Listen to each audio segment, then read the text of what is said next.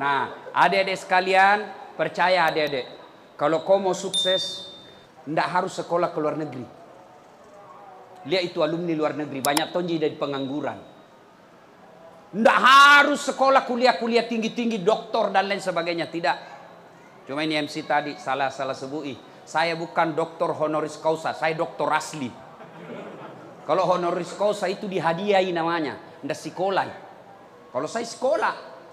Nah, biasanya honoris causa itu artinya orang yang ada dikasih hadiah, biasanya pejabat, nah beli. Itu tulisannya DR dalam kurung HC. Kalau saya tidak, doktor aslina ku sekolahi. Bukan kaling-kaling, dua poin doktorku bos, bukan kaling-kaling ini. Nah, adik-adik sekalian bisa seperti itu. Kenapa? Rumusnya birrul walidain. Berbuat baik kau sama orang tuamu. Demi Allah, saya pernah jadi cleaning service di Mapanyuki. 4 toilet saya harus bersihkan tiap hari. Kalau ceramah semua itu penceramah hebat-hebat kah? Kuliah hebatnya jadi ustaz sini. Saya bilang sama koordinator kebersihan, jangan aku gaji kak. Kalau ada undian namaku, undian umroh, kasih masuk namaku. Mudah-mudahan bisa ke umroh gratis. Sampai itu tunjuk kantor kah? Tidak dapat kak. Coba. Saya pernah rasakan dihina, dimaki, di PIS 3 Unhas Sospol. Lantai 2, ruangan 207 tempatku kuliah. Keluar ke kuliah nak tunjuki ke seniorku. Dah saat, tidak malu kau itu bajumu semua cakar. Tahu cakar toh? Join di tudo puli sampai sekarang masih langganan nggak? Dah saat, ada buka baru. Saya pernah rasakan itu dihina seperti itu. Jalan kaki bos dari Jalan Harimau, depannya Masjid Baitul Aman. Itu ada lorong 77A. Depan Masjid Baitul Aman, ada di situ masuk lorong. Di situ saya tinggal 11 tahun. Jalan kaki kadang-kala dari Jalan Harimau ke Jalan Cakalang waktu ku SMA. Coko-coko. Jalan masuk jalan apa itu?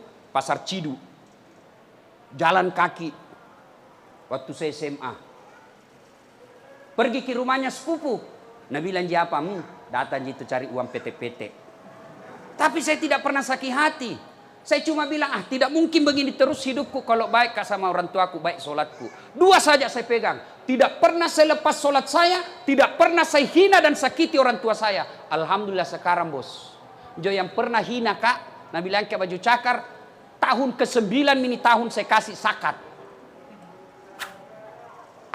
Itu dulu saya kerja cleaning service supaya bisa dapat undian umroh. Sekarang saya punya travel sendiri. Kapan saja saya bisa umroh dan haji. Dengan izin Allah.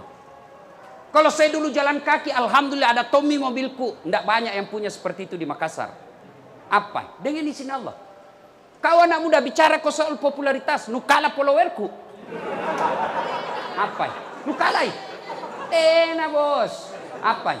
Bicara soal pekerjaan. Ada kerjaku. Saya dosen. Tidak perlu saya pergi cari muka sama manusia. Tidak perlu saya menjilat-jilat sama pejabat. Iya puang. Mana caranya? Muliakan orang tuamu. Birrul walidain. Berbuat baik kau sama orang tuamu. Kecil punya mobil sekali. Kecil lunas rumahmu. Kecil semua buat Allah. Jangankan yang masuk akal. Tidak masuk akal saja bisa Allah kasih kau kalau kau mau sama Allah.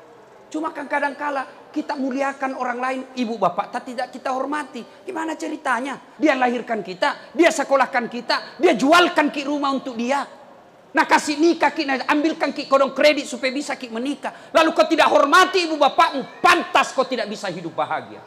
Rumahmu mewah, mobilmu megah, tapi tidak kau temukan kebahagiaan dalam hati ketika kau durhaka sama orang tuamu. Maka adik-adikku sekalian, yang masih hidup orang tuanya, jangan kau cerita jauh-jauh. Biar kau sama orang tuamu. Orang tuaku pabotor Ustaz. Orang tuaku pasalingku. Orang tuaku pangedar. Tidak ada urusan. Urusanmu muliakan orang tuamu. Belajar dari kisahnya Ibrahim alaihissalam. Bapaknya namanya Azar. Sembah berhala. Ibrahim mau ribut sama bapaknya. Allah bilang, sadar kau Ibrahim. Jangan kau ribut sama bapakmu. Tapi dia hanya berhala ya Allah. Dia bikin patung. Allah katakan bukan urusanmu. Kau yang mengalah. Kau yang keluar dari desamu. Maka bapak-bapak, itu kalau anak-anak, ini kita yang sudah tua-tua.